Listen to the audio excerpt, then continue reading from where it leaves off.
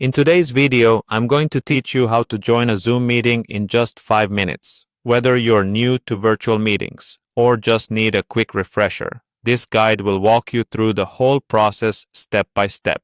By the end of this video, you'll be able to confidently join any Zoom meeting without a hitch.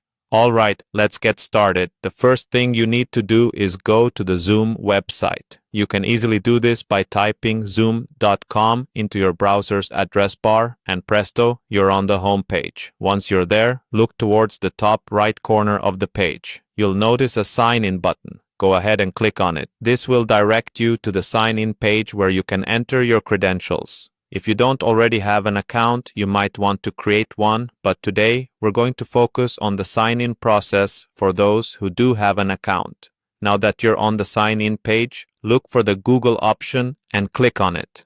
This allows you to sign in using your Google account, which is a pretty convenient option if you're someone who doesn't want to remember another set of login details.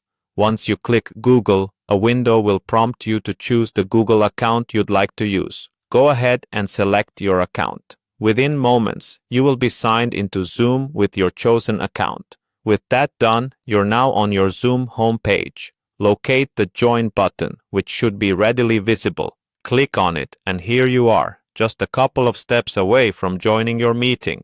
When you click the Join button, you'll be asked to type in the meeting ID.